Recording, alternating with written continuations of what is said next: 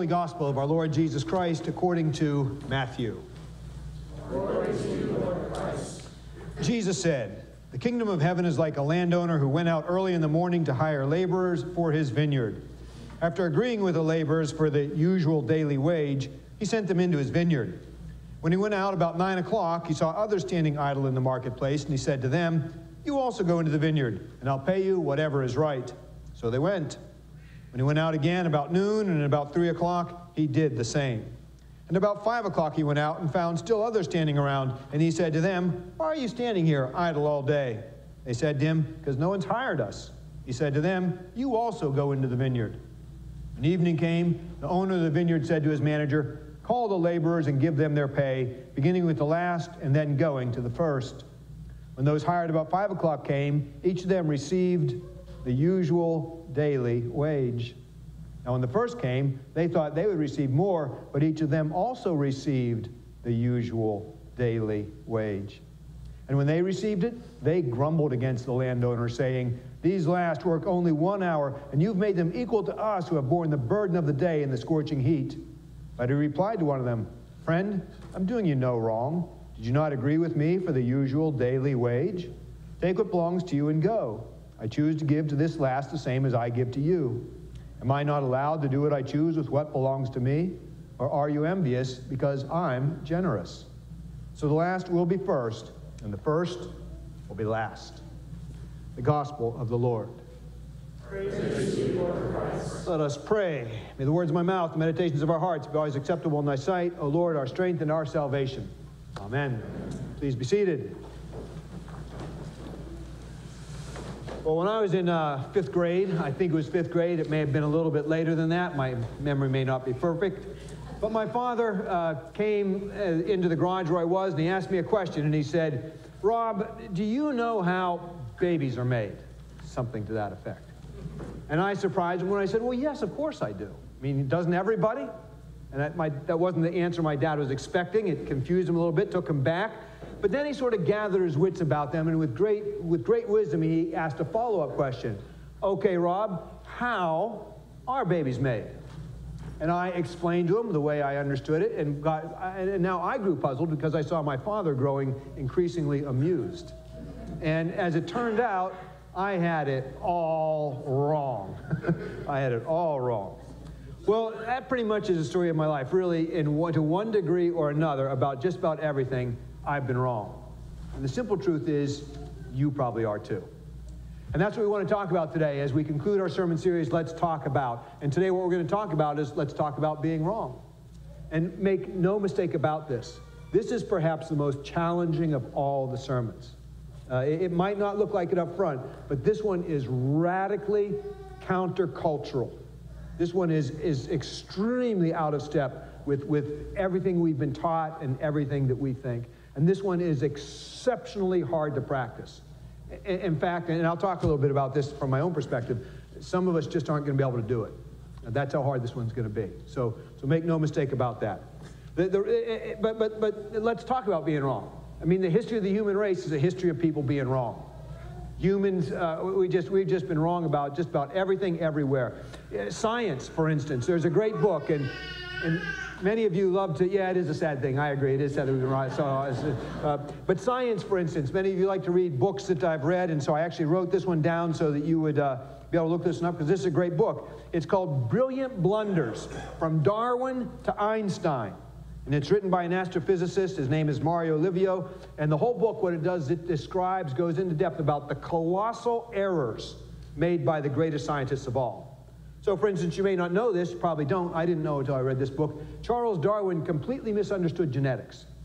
He understood the overall theory of evolution fine, but the process, the mechanics of it, he got that completely wrong.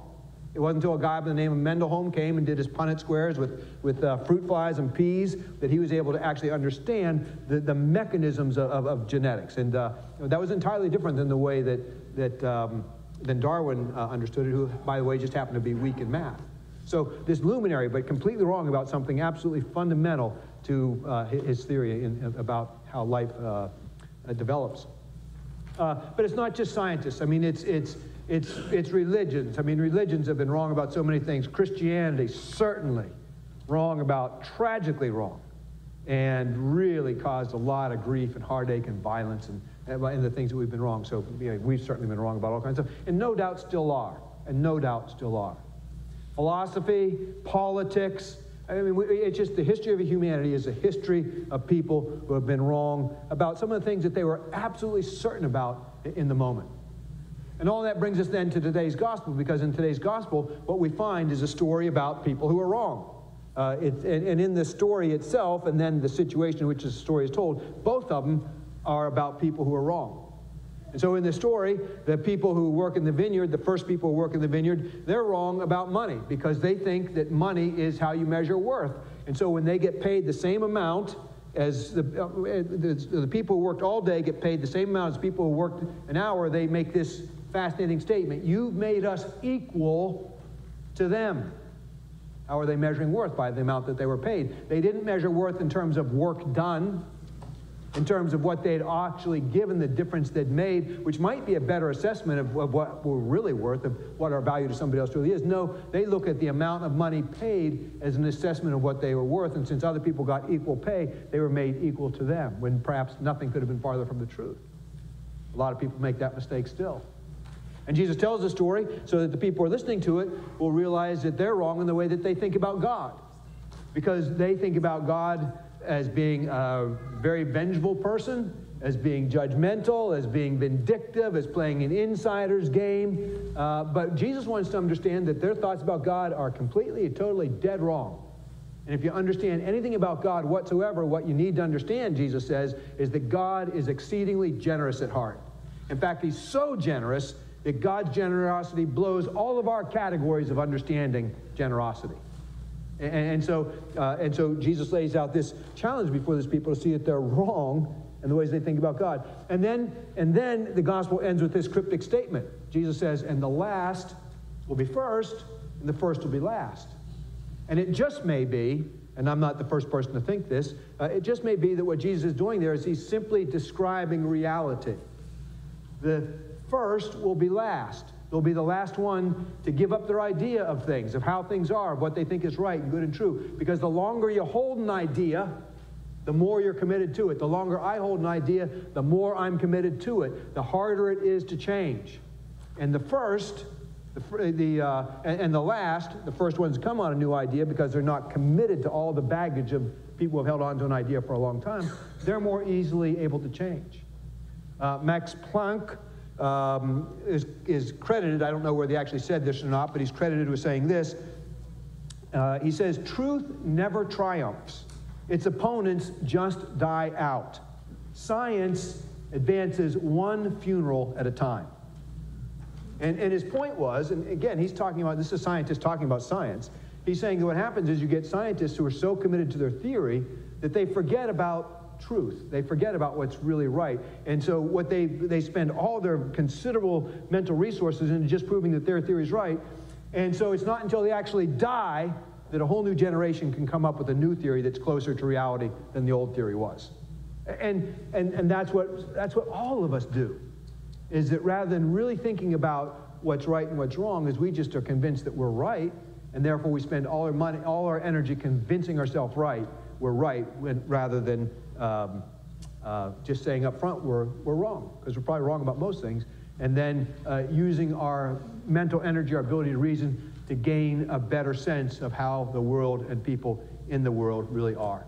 It's a little bit like the boy who went outside with a baseball and a baseball bat. He threw the baseball up in the air, put his bat back like this, and he said loudly, "I am the best hitter in the whole wide world." And he swung his bat and he missed. Took the ball again, wasn't deterred a bit, threw the ball up in the air, said even more loudly, he said, "I am the best hitter in the whole wide world." And he swung the bat again and missed. Third time, again, no hesitation, throws it up, says it even more loudly, puffs his chest out this time, cocks his bat, says, "I am the best hitter in the whole wide world," swings with all his might, and he misses. Takes the ball again, throws it up in the air, and says, "I am the best pitcher in the whole wide world." And that's life, isn't it? As long as we want to believe that we're the best hitter, it's never going to work for us. But if we just really say, you know what, I was wrong about that, and change the way we come at things a little bit, that makes all the difference. but it's hard for us to do because nobody wants to be told they're wrong. All of us rankle at the idea of being, or just goes against the grain to don't tell me I'm wrong. But the alternative is to be what we sometimes call a duck. And a duck, this term was first coined at Stanford University. It was first coined of the women at Stanford University. And it was a reference, and women applied this to themselves, of having to apply effortlessly beautiful, intelligent, and fit. Effortlessly, beautiful, intelligent, and fit. You know, be all those things and not even break a sweat. And the analogy of a duck was when you look at a duck on the water, it looks like it's just gliding along with no effort whatsoever. But underneath the surface of the water, its little web feet, you know, just going as frantically as they can. And this was women trying to say, we project this, but inside we're dying. Inside we're struggling. This is what we project, but this is not the reality beneath the surface. And since that term has come to apply on a much wider basis, and in fact, at the 5 o'clock service last night, there was a young man who said, I've never heard that term, boy, but that's just me. You know, on the surface, yeah, but underneath it all, holy cow, just peddling for dear life. So, you know, to have to always appear right, to always have to look right, to feel like we always have to be doing the right things, to feel like, man, that's a ton of pressure to bear. How liberating it is to just say, you know what, I'm wrong. I'm probably wrong about just about everything, and I'm open to understanding new ways and better ways of doing life. How incredibly liberating that is. But again, incredibly challenging. For me, right now, that is probably the big challenge in my life. And it's one to this point I've not been successful with. Excuse me. I am committed to making this journey. I truly am. But again, to this point, I've not been successful in it. Some of you know that, well, let me back up one little bit. When my dad was in his mid-70s, I took my dad fishing. And I thought about it for a long time, and I just finally did it. And it turns out I waited a little bit too long.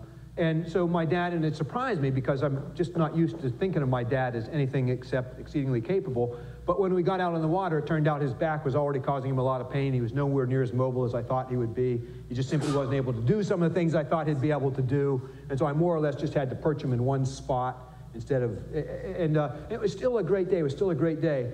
But I couldn't help but see myself and my father, and for the first time it dawned on me, there are sort of end-term limits on my physical abilities. You know, this show is going to come to an end, and I always thought I could do anything, anywhere, anytime. And I thought, you know what, and then I thought, you know, I maybe have, and I have some physical problems my father doesn't have, so you know, his run might be longer than mine, so I have maybe 10, maybe less. I'm really fortunate, maybe 15 years to do the things that I really ought to be, as physical as I want to be physical. Hopefully I'll live longer than that, but be able to do the things that I want to do now that require sort of extreme physicality. That's not going to go on forever. And in particular, I don't have time to do all the vacations I want to do. And my idea of vacation is something that's physically demanding. It's so physically demanding, most people won't be able to do it. It's getting away from everything else, getting out somewhere where there's some degree of danger, some degree of, and so this year I had planned to go into the Wind River Mountains, into the Wind Mountains, very high mountains. Takes 10 days, go way back out, you know, away from God and everybody. Okay, God would have been there, but everybody else would have gone. And just, you know, above, most of the time above 11,000 feet, just to revel in the physicality of that.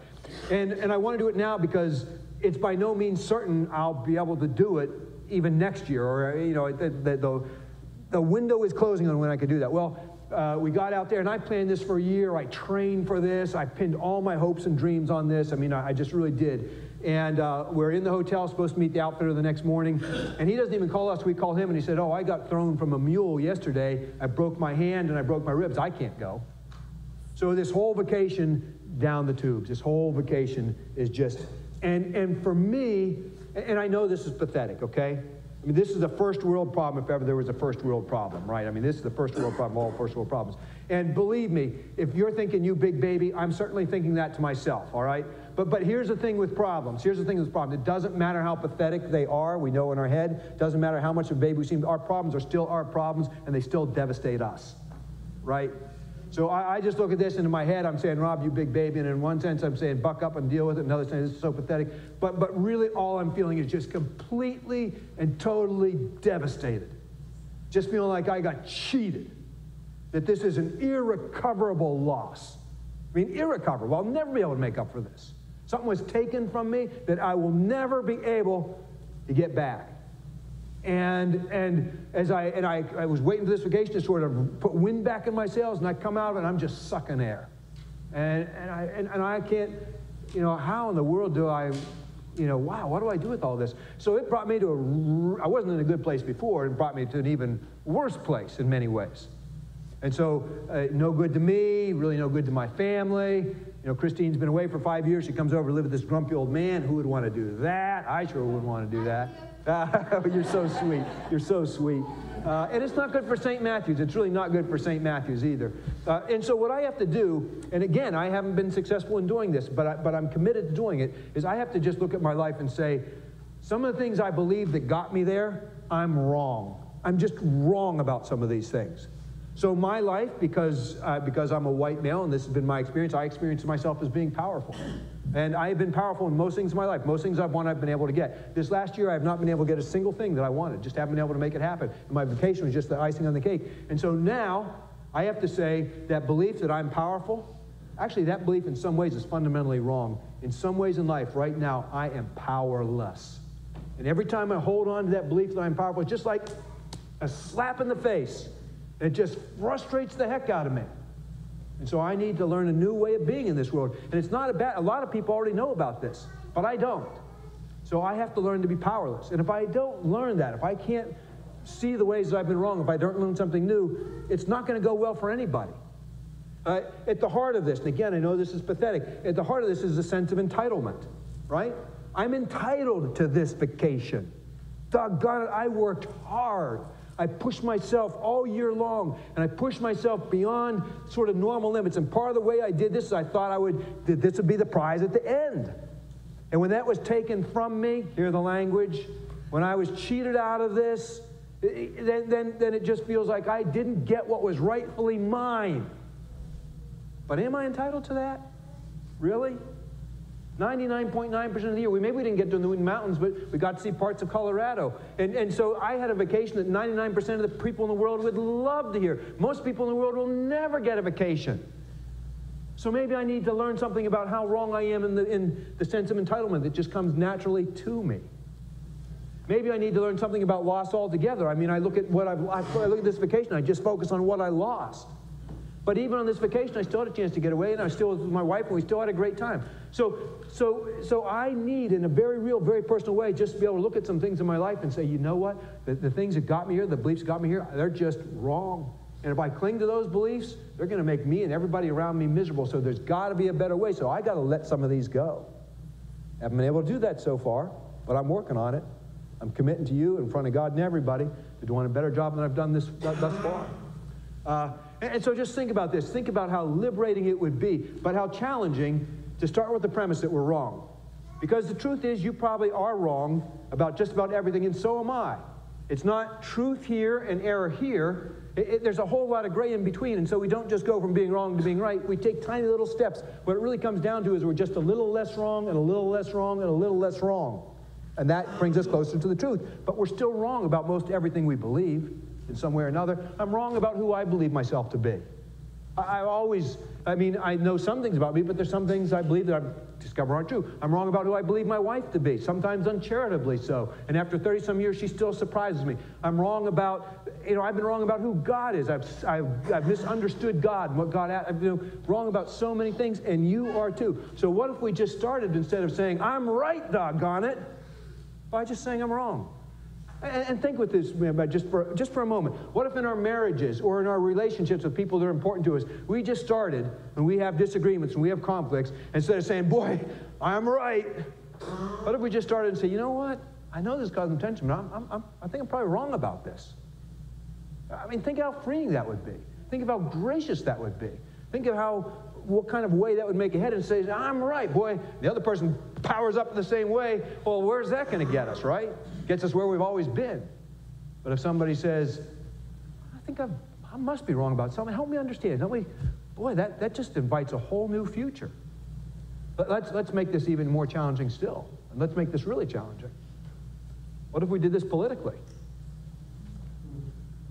What if we did this politically? See, part of how we got here is we see right and wrong as alternative sides with no gray in between. So you're either, for us or for against us. And so that pushes people into these corners instead of realizing there's a whole bunch of things in gray. And most of us aren't over here, if it really comes right down to us. Most of us are in this gray area. And it's not a matter of being right or wrong. It's just a matter of being a little less wrong. So we're all wrong to one degree or another about whatever. And what we do is we create short-term certainty, short-term comfort for ourselves by clinging to short-term certainty, but we forsake long-term happiness, long-term gain for everybody. And so when we start our political posturing, I'm right, and we go into our little echo chambers, and all we hear is our own voice just coming back to us, and of course everybody else does that, I'm right, all that does is keep us all stuck exactly where we are. Might bring our own anxiety level down a little bit. Actually, it doesn't. It just perpetuates it. Just keeps it. Doesn't even. I used to think it brings it down. There's new research now that all shows it doesn't even do that. It's actually sending it just higher. So the echo chamber doesn't even work. And so what if we just started these conversations with I'm right, doggone it? What if we just said I'm wrong? Because you are, and so am I. And wouldn't that open up a whole more level, whole new way of being gracious with one another? And if we don't do that, we're just going to stay as stuck as we are to this day. And if we're willing to do that, that just might create a new future, a new way ahead, a better way ahead. In 500, I said this would be challenging, right? Now you see the challenge of it. In 500 years, people will look back on this day and age, and they'll just be amazed at all the things we got wrong, right? They're going to look at how we defined ourselves by our money and our job, and they're going to say, oh, those people were clueless. They're going to look at how we mercifully drove our kids. I mean, our kids don't even have a single day of rest in a week these days. Who in the world ever thought that was a good idea? They're just going to look back and say, whoa, these people, and they're going to look and say, they were so cruel to one another. I mean, how did they do that? But then 500 years after that, people are going to look at them and say, boy, those folks, they were clueless. They were so wrong too. And that's the whole thing. That's the whole point. When we get this, I know it's hard. Nobody wants to say they're wrong. Nobody wants to admit they're wrong. There's a lot of comfort in holding on to what we think we know about ourselves. But what I'm suggesting is, you know what? Being wrong's okay. You're wrong. I'm wrong. And that's okay. Actually, I'm wrong. It's not okay. It's great. Amen. Amen. Amen.